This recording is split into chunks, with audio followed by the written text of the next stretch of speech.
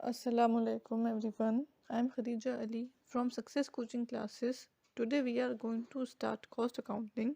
Here is cost accounting part 10. Unit और output costing. इसमें है unit और output costing is used in those industries or organizations where similar products are produced. इसका मतलब ये है कि ये उन इंडस्ट्रीज़ में या फिर ऑर्गेनाइजेशन में इस्तेमाल किया जाता है जहाँ पे सिमिलर प्रोडक्ट्स बनते हैं।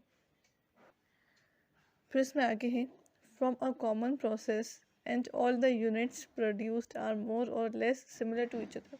इसका मतलब ये है ये जो प्रोडक्ट्स हैं एक कॉमन प्रोसेस से एक ही प्रोसेस से बनाए जाते हैं और जो भी यूनिट्स इसमें बनते हैं वो कम होते हैं या फिर ज़्यादा होते हैं या फिर सिमिलर होते हैं एक दूसरे के, उनमें कुछ ज़्यादा फ़र्क नहीं होता है। This is known as single costing, ये सिंगल कॉस्टिंग कहलाती है। फिर इसमें आगे है डेफिनेशन। इसमें है unit costing method is a method of costing applied to ascertain the cost per unit. इसका मतलब ये है कि हमारा जो यूनिट कॉस्टिंग मेथड है ना, वो कॉस्टिंग का एक ऐसा मेथड है जो कि यूज़ करा जाता है, अप्लाई होता है, जो कि हर यूनिट की कॉस्ट को मालूम करने के लिए इस्तेमाल किया जाता है या फिर हर प्रोडक्ट के लिए। फिर आगे है where standard and identicals products are manufactured, जहाँ पे स्टैंडर्ड प्रोडक्ट्स बनते हैं या फिर आइडेंटिकल प्रोडक्ट्स बनाए जाते हैं, वहीं पे ही यूनिट कॉस्टिंग का इस्तेमाल किया जाता है।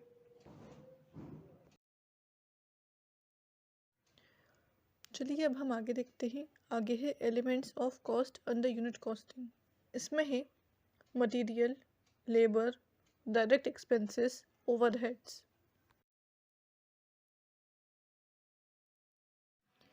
चलिए अब हम आगे देखते हैं। आगे है मटेरियल। इसमें है quantity and value of material consumed is determined by preparing a material abstract. इसका मतलब ये है हमने मटेरियल को किस क्वांटिटी में कंज्यूम करा है उसको हम क्या पता कर सकते हैं, मटेरियल एब्स्ट्रैक्ट बना के पता कर सकते हैं हमने मटेरियल को किस क्वांटिटी में कंज्यूम करा है।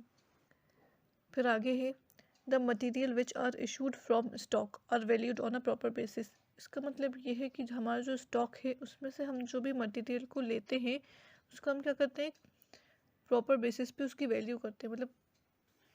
मतलब ये है कि उसका जो वैल्यूएशन हम करते हैं ना, वो एक सही बेसिस पे करते हैं, गलत बेसिस पे नहीं करते हैं। फिर आगे है लेबर। लेबर में है wages analysis sheet are prepared so that direct और indirect labor cost can be determined। हम क्या करते हैं, डायरेक्ट लेबर कॉस्ट और इनडायरेक्ट लेबर कॉस्ट को पता करने के लिए एक वेजेस एनालिसिस शीट बनाते हैं। उसमें क्या होता है, हम ये लिखते हैं कि हमने किस लेबर को कितने वेजेस पे करे हैं, किसको कितने पे करना बाकी हैं। फिर इसमें आगे है where product is not need of maintaining job cards. यहाँ पे क्या होता है, हमें जॉब कार्ड बनाने की ज़रूरत नहीं पड़ती है। फिर आगे है but where job has been distributed into various departments and a particular worker has to work on various departments और जॉब कार्ड्स इज़ रिक्वायर्ड। इसका मतलब ये है जहाँ कहीं भी अलग अलग डिपार्टमेंट्स में जॉब डिस्ट्रीब्यूट करी जाती है या फिर एक पर्टिकुलर वर्क असाइन करा जाता है किसी को, तो क्या होता है, जॉब कार्ड की यहाँ पे ज़रूरत पड़ती है। फिर इसमें आगे है with the help of these job cards remuneration is paid to workers may be distributed to various departments और जॉब्स। इसका मतलब ये है कि जो जॉब कार्ड्स हम बनाते हैं उससे हमें क्या पता चलता है कि रेम्यूनरेशन जो हम पे कर रहे हैं वर्कर्स को, उसका पता चलता है। क्योंकि जॉब कार्ड में ये लिखा होता है कि किस इंसान की ये जॉब है, तो उसको उस जॉब के हिसाब से क्या होता है, रेम्यूनरेशन पे करा जाता है। तो इसीलिए कई जगहों पे जॉब कार्ड की ज़रूरत पड़ती है ताकि पता चल पाए कि किस इंसान को कितना रेम्यूनरेशन पे करना है।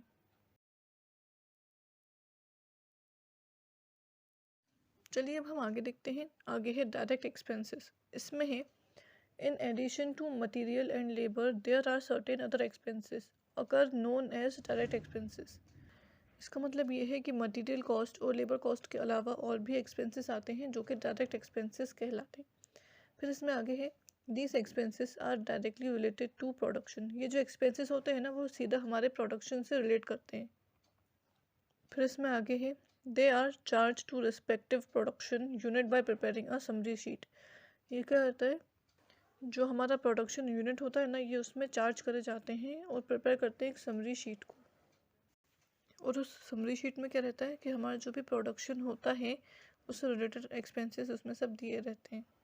फिर इसमें आगे है ओवरहेड्स।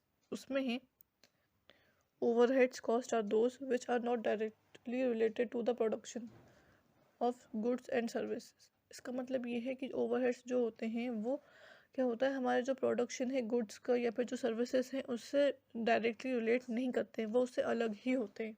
फिर इसमें आगे है but are necessary for the operation of a business. मगर ये क्या करते हैं, हमारा जो बिजनेस है उसको रन करने के लिए बहुत ज़्यादा ज़रूरी होते हैं, मगर ये हमारे प्रोडक्शन से रिलेट नहीं करते हैं और हमारी जो भी सर्विसेज रहती हैं ना, ये उससे भी रिलेट नहीं करते हैं।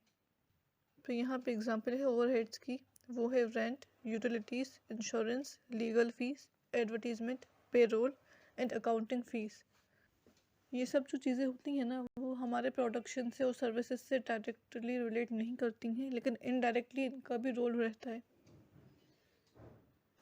ये एक रोल प्ले करते हैं हमारे प्रोडक्शन में प्रॉफिट अर्न करने में। अब यहाँ पे हमारा पार्ट 10 एंड होता है। Thanks for watching. Please like, share and subscribe.